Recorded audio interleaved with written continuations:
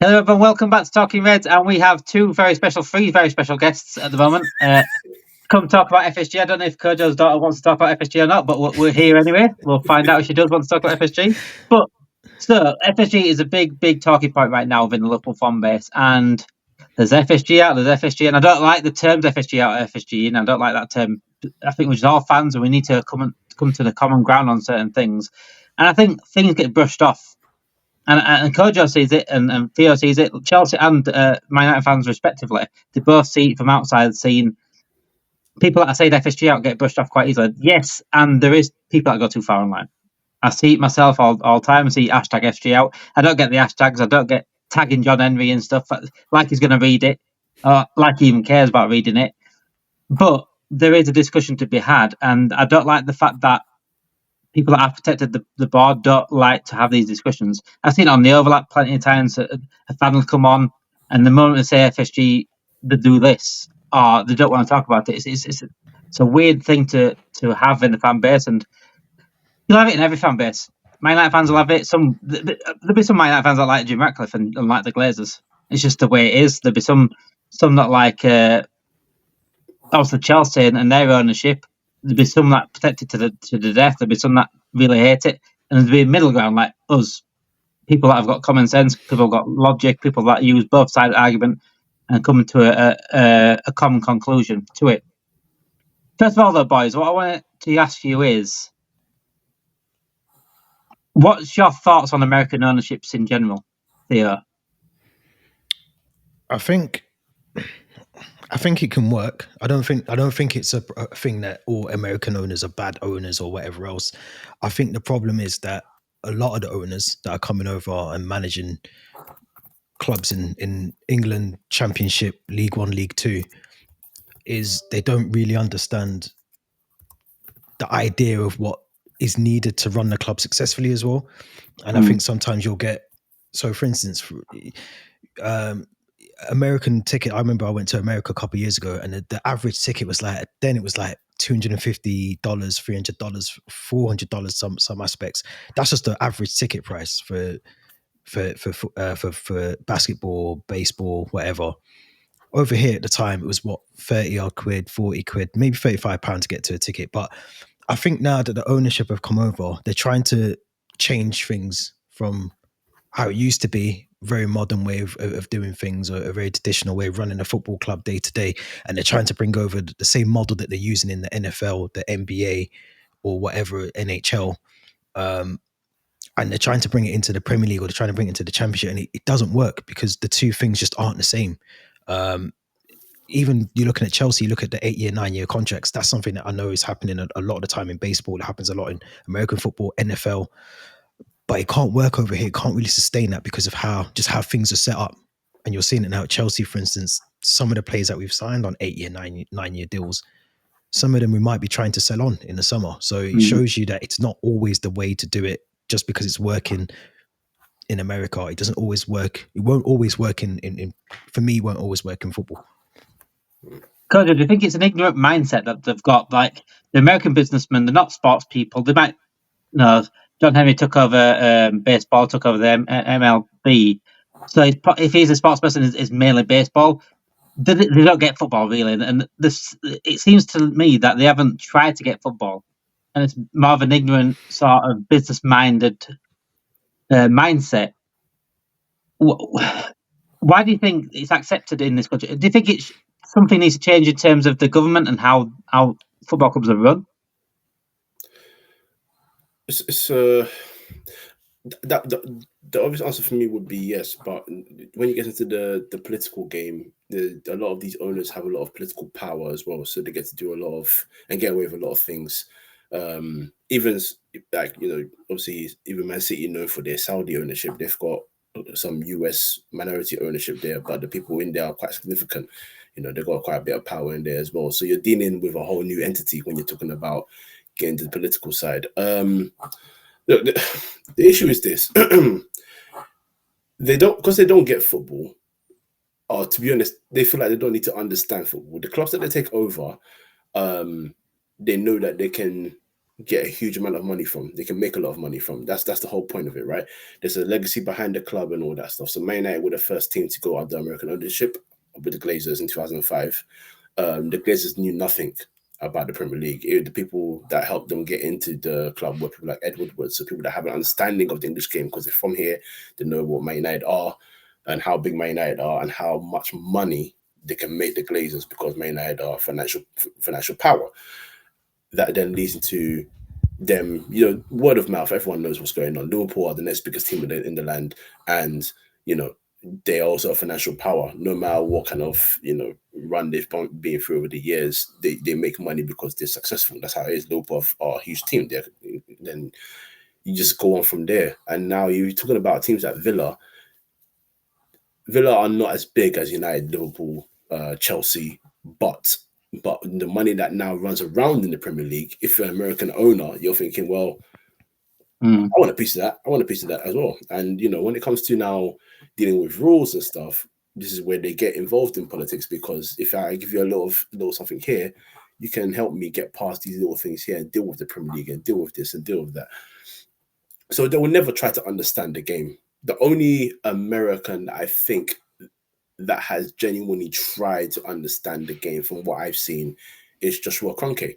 And he wasn't even the Kroenke that bought the club in the first place at Arsenal.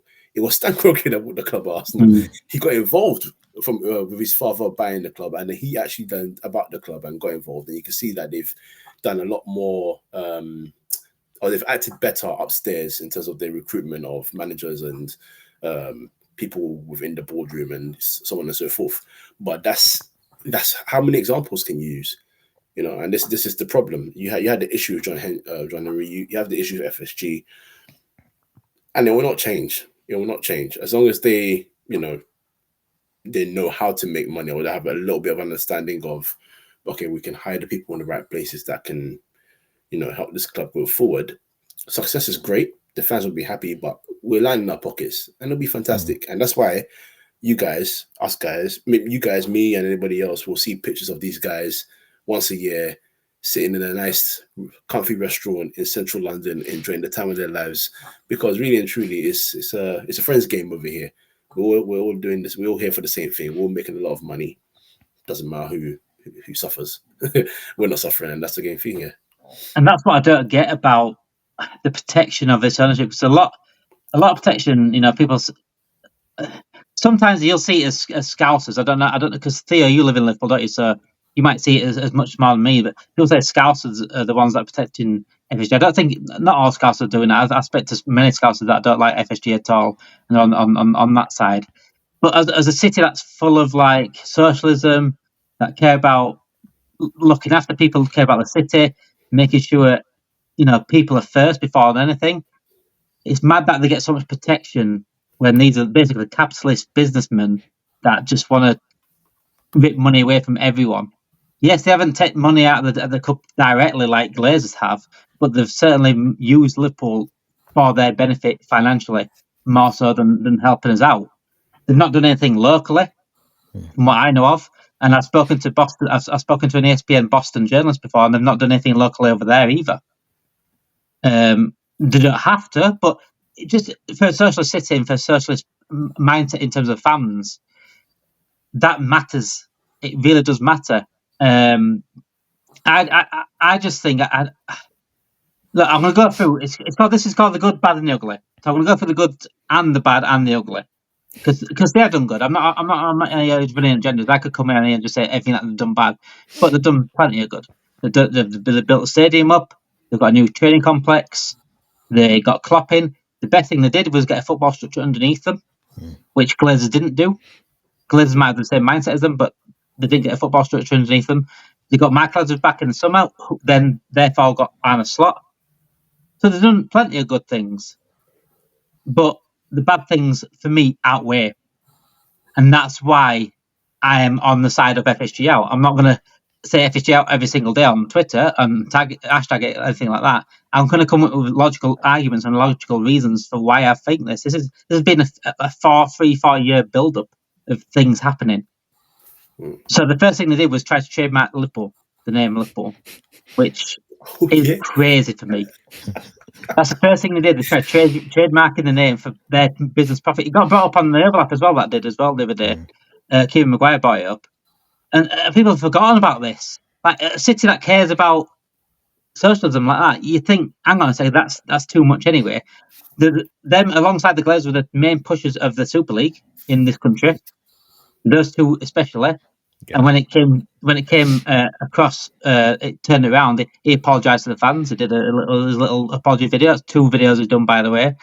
Ticket prices constantly getting pushed higher. It's quite clear that they see fans as customers rather than fans. They have never really fully backed a manager. Again, this season, no signings in the summer, apart from Chiesa, who was £10 million. It's a constant thing. I'm trying to think. There's more things they've done as well, like the Super League, the furlough and the staff in the lockdown. The pandemic. A club like Liverpool should never ever furlough staff. Not the money they make. And what for me, what is the biggest thing that irritates me most is the PR. It's because they do have power. The journalists, they'll feed journalists certain things. This is how journalists get their sources from the club, but they'll feed it at the right time. If something bad's happened on the club, transfer story will come out. The Bellingham one absolutely exposed us massively. We clearly wanted Bellingham. Klopp clearly wanted Bellingham. There was negotiations definitely there. There was a possibility of him coming to Liverpool, but we were never ever going to pay the money. And what we did is we used this Bellingham transfer as an excuse not to buy anyone else for 3 years. I was saving for Bellingham. That's what we did. We used Bellingham, the push for Bellingham for excuses. The Caicedo Lavia thing, embarrassing. We kept undervaluing Lavia. Offered 45 million. They said 50 million. No, 46 million, 50 million, 47 million. We kept going like a million. And at that point, Lavia must think, do you not want me or what? You know what I'm saying? So heading up, choosing Chelsea. Caicedo, we've put in 110 million bid. We haven't seen that money since. I think that was the biggest PR bid I've ever seen. They knew Chelsea had already done the groundwork for that. And the thing is, there's people there. There's like your Tom Werners, your Gordons underneath, and your Edwards and your Hughes this time. But they're working under strict rules. They're working under strict budgets. Theo, let me ask you a question. Quite a simple question, but a complex question at the same time. Have FSG held Liverpool back? As a Chelsea fan, as an rival fan, do you think they've held us back? I don't think held back is the right term that I'd use for it. I think, could they have done more? 100% yes. You got to think, I know you said it the other day that you haven't won any more trophies under FSG than you had previously before FSG got in. Bar the Premier League, really, yeah. Yeah, bar the Premier League. So I'm not saying that they've successfully done any better than before they got there, but I do think they've given you the opportunity to win the Premier League, which is, I always say, is much more difficult, I think, to win that than the Champions League. That's just a personal thing for me anyway. It's longer run of games, and the games are more difficult in some aspects as well. So I think that's more difficult. They have brought and sustained, I would say, Liverpool being those title contenders again. That was something that I don't think was there before they come in. So I think they brought that kind of, challenging, competing for the league, competing for Champions Leagues, expecting to win leagues, Champions Leagues again. They brought that back to Liverpool. I think they have held back Liverpool in some ways because you just reeled off a load of those things in terms of what they should have done probably better in terms of transfers, in terms of the furloughing of staff and all the rest of it. And I think those things do matter regardless if it's not impacting directly on the pitch. But I also think as well in terms of just in terms of not recruiting well. I mean, that's something that you have to do. You have to think forward. You have to think 2 seasons ahead. That's what I would expect people at Chelsea, at United, or whoever to be doing, is to be thinking about 27-28 season already, thinking about what do we need to do in terms of that. So I think they have held back in some ways by not spending and recruiting and investing in the squad properly. Yeah, they might have built 2 stands. Anfield Road looks nice now. The main stand looks brilliant. But whilst they've built those stands, have also increased the ticket prices dramatically as well. The executive boxes are filled now in Anfield Road that they didn't have before. They've obviously got them there now. So yes, they've held back. They've increased the stadium. It looks better now. It looks good. So they haven't held back in that aspect. But whilst they're doing that, they're also stealing money out your pocket at the same time as well. So it's not an easy answer. I do think they have held back, but I don't think that's the right word I would use. And they could afford using Liverpool's name, right, to build their portfolio. We've made them richer. Whether they take money directly out of the club, just having Liverpool as an ownership will make them richer. Because what they've done is use our name then to loan other people. They've went on to get Pittsburgh Penguins. Are looking to NBA now. Liverpool's been a big part of why they've become millionaires into billionaires. Let's be honest, Liverpool's been a big part of that. Their global fan base, their global reach. And even the stand and the training pitch, the training complex, they've been paid by the club. What it was, they took a loan out from the club, out of FSG, but the club pays FSG back. So they haven't even invested their own money in that. They treated us as like an owner would in their business. It's like a cash cow. It's like a cash cow, isn't it? That's what it basically is. Yeah, so we've paid it for ourselves. Hence, like the lack of signings and things like that, because we're paying FSG back. Funnily enough, so the club paying the owners back is just, for me, saying they've bought us this, they've bought us that. They haven't bought us anything really. The club's bought it themselves. And I get that they want to self-sustained. I get, like, I wouldn't ever go crazy and this is what gets me with certain fans. They'll say, "Oh, well, everyone wants £200 million signings. Everyone thinks it's FIFA. Everyone thinks it's football." I've never seen one FSG out person. There might be one really odd one. One person that's FSG out asked for a £200 million signing ever.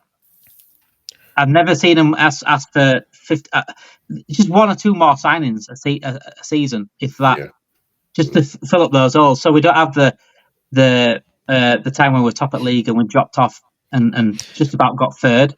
Again, we're top of league again, and we came out of the Champions League. So 2 seasons under Klopp, we missed Champions League, and we just about got Champions League. And the Klopp with the players that he had. The only time we've really backed Jurgen Klopp was with Coutinho money, and we went on to win the league and Champions League from that. Since then, we've not spent that sort of money, and we haven't won a league or Champions League. It's not a coincidence. And yes, Man City cheat. I feel Man City have cheated, and yes, that is a big reason, but they're not the only reason. I think we need to start looking in the mirror. I think we could have won more despite Man City cheating. We won a title with Man City cheating. We won the Champions League with Man City cheating. I don't think they've made. I don't think Man City were getting like 100 points every single year to make it impossible for us to compete with them, because we have competed with them. Arsenal's competed with them. They're not impossible to beat. However, I just think I don't understand the protection for me, and I think this summer and what's happening now with the contracts is the nail in the coffin on my part. The fact that they've let these 3 run down, I think regarding, I said this to Louis Steele the other night, I said regarding Van Dijk and Salah specifically because of the age, I think they've let them run down purposefully, hoping they drop off this season and they say bye. Right. Because they haven't dropped off. You can't replace Salah though. If that's what the idea is, that they want to sort of hope that he drops off. Salah's going to be playing till he's 40 years of age, and I can guarantee you that he's not going to. And they don't understand that though, do they? They're not probably watching us or anything. That's the lack of understanding of football that we're talking about. Like you have to come at it from 2 sides. Salah is one of those players that's going to now go down as one of the best in Premier League history. So when you come to replacing a player like that, that's already a difficult task. Sometimes you have to sign 2 players just to replace those kind of goals and creativity alone. That's the first side of it. But the second side of it is not understanding what the player's physical capabilities are. If you don't understand that this guy can still go to another team, whether it's in this country or another country, and continue the same amount of form, the level of fitness, and continue for at least another 2, 3, 4 years, which would be beneficial to your business, your club. That's another lack of understanding of football. This is the points of where people get frustrated with the owners. It's not only about buying players and doing this and doing that. Like, they can come to you and say, look at Liverpool's squad. This is a very good squad. Look at the players you have here. You have top talents here. We helped you build this. We pay for these players. Fair enough. But then what's the plan for the next 5, 6 years? Like, Theo, you said it, 27, 28 season. Are we thinking that far ahead? Do we know what the plan is? Do we want to win the league title for the next 2, 3, 4 years?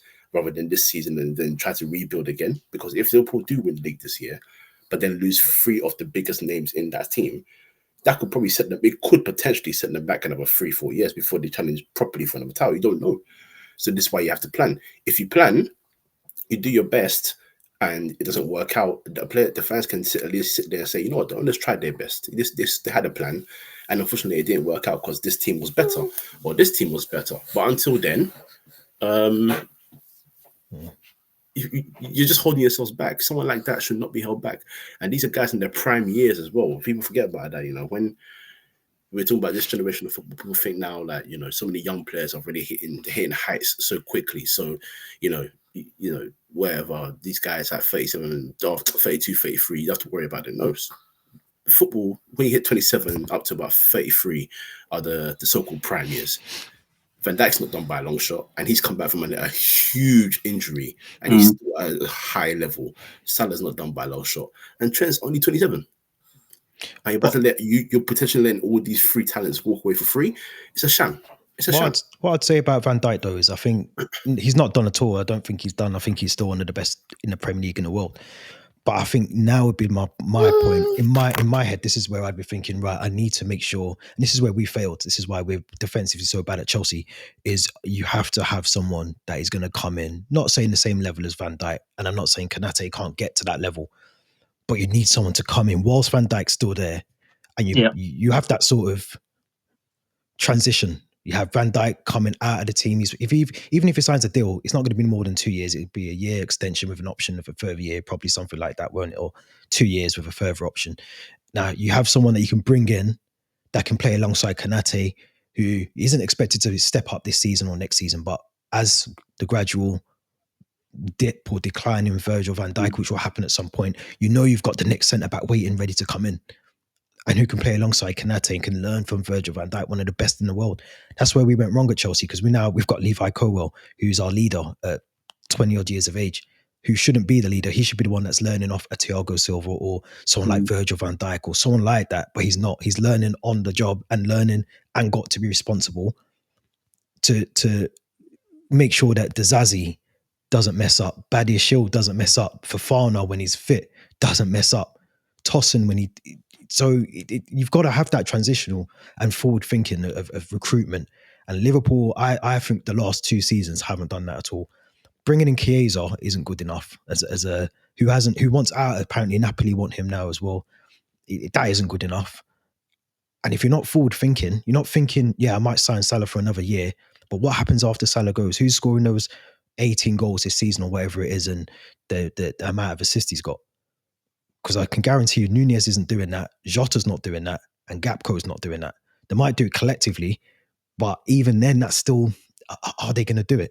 So this is where, when you said about FSG holding Liverpool back, to an extent, yes, because if they're not forward thinking and thinking who can we bring in, this could be the one time they win the league, or Liverpool win the league. You could go another 2, 3, 4, 5, 6 seasons without it. And that sounds dramatic and stupid, but we're in that situation now. United are in that situation, so it can happen. We won the league, mate, and we came out the top 2 the season after. This is what happened because we just failed to improve on a squad. We failed to address certain issues, and you said there the transition between players. It's been absolutely key for Liverpool as dropping off, because we watched our midfield crumble in front of our eyes, and everyone was like, "Oh, we need a midfielder. We need a couple of midfielders at least." And all we got was, "All you want is signings.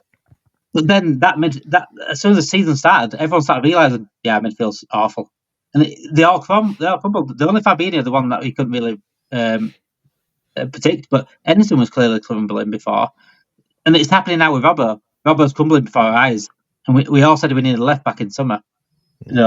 Robbo's not going to last this season, and said because it's the level. And we're seeing it now, and this is what happened. And we literally bought a whole midfield in one summer because we had no choice but to, instead of buying those midfielders over the years and replace them properly. I'm not watching Fabinho. I think Fabinho would be still here if he was properly backed. So I don't think his legs would have gone that quick. Yeah. Right. And we're doing the exact same now with Gravenberch and McAllister. Exact same, and I see Gravenberch getting tired, and when he's not getting any rest, he's not getting any help. It's a long season, and we don't need a £100 million midfielder. We just need a little bit more, and that's what it is. And it's I think it's the narratives and people that protect him. I say others have got narratives, but it's just they can't even now call them out about the contracts, and it's weird. Look at Carragher; he's going after Salah and going after Trent instead of questioning the club a little bit. He doesn't want to ruin his he doesn't want to ruin his connections with the club, and I get it. Yeah. I get it to a certain extent, but when your club, the club that you claim to support, the club that you've played for many years, is doing wrong, not just by the club itself, but by the fans, even some of the local fans. You said before about are there a lot of people that want FSG to stay in that are local, like to Liverpool. There's not the ones I speak to are actually the opposite. They want FSG out because they see they're seeing, like you just said, if you go around Anfield should be rejuvenated. It should look fresh. The stadium looks amazing. The main stand looks amazing, and all of it. But the surround, if you walk through Anfield, and I'm not saying it's down to them. They shouldn't be the ones who, but they could pump some money into around not just the stadium, the surrounding area. They could build something there that generates jobs for the city or something like that. Do you know what I mean?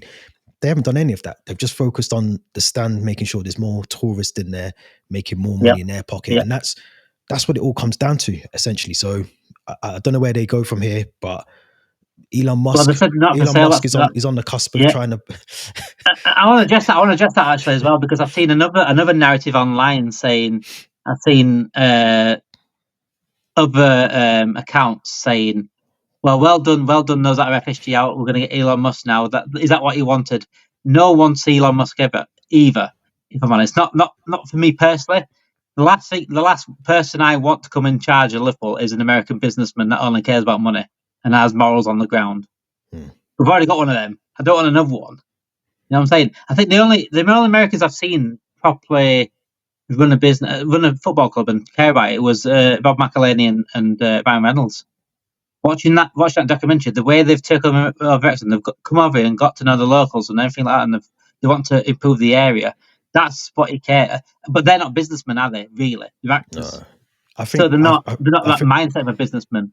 Yeah, I think there's an element of business in there for them. They obviously want to make money, but I think they also understand by having the locals on board, by having the local support, it's going to generate money for them, and it's also going to give opportunities for the locals there as well. So it's like you scratch my back, I'll scratch your sort of scenario there. But for having Elon Musk even linked to, it won't happen. It won't happen at all. It won't.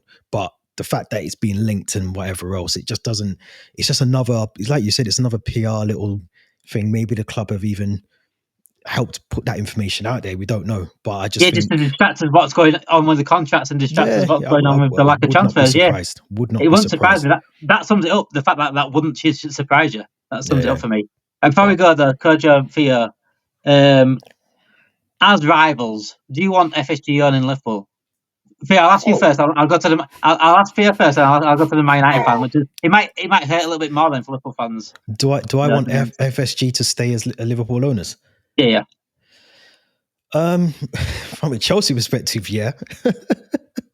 But from obviously my son supports Liverpool. Like I want him to grow up and see, the best players come to Liverpool for his benefit as well. I want him to be able to go to games and be able to actually access tickets to the game. So I think from my own selfish point of view, 100%, because I'm a Chelsea fan, but for my son and for locals that I know as well, I'd love them to be able to not have to go through a ballot to try and get a ticket to go to the games, or I'd love them to be able to just enjoy the football because they've actually invested in the club rather than just in the stands or whatever else, actually in the squad as well. So I think it's going to be tough. Whoever comes in is going to have big shoes to fill. We said that about Arne Slot when he came in, and he's done a good job. So whoever takes over, if someone does take over from FSG, then they have a massive role to fill there.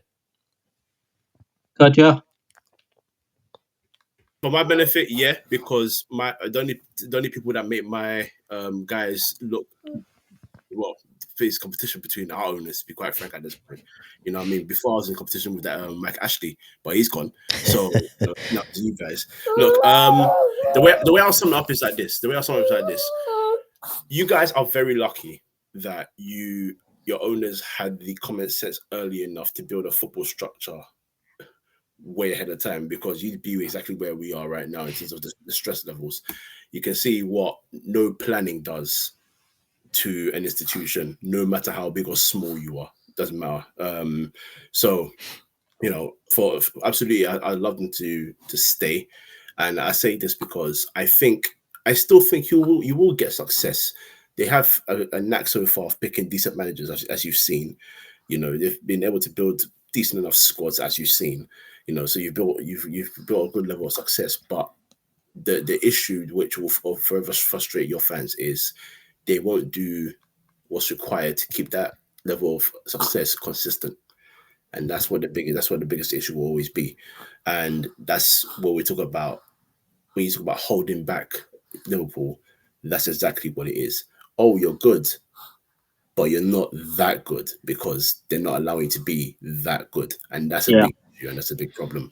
And that works well for me because whilst you guys are good, but not that good, we're terrible and even worse. So at least I can have some years where I'm not suffering watching you guys have as much success.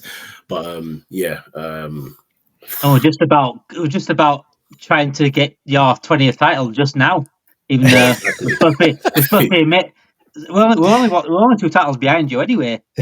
Yes, to beat your titles, and we've got there, and we've been poor for the last 10 years, and you've had some very good teams in the last 10 years, and teams that could have even been better. But you know, we'll see what they do from here. But I don't think they'll push you guys. You'll get 20 probably this year, and 21 will probably come in another 4 years or 5 years, and that's from your aspect. That'll be disappointing because you should be better than that. But yeah, that's how the cookie crumbles.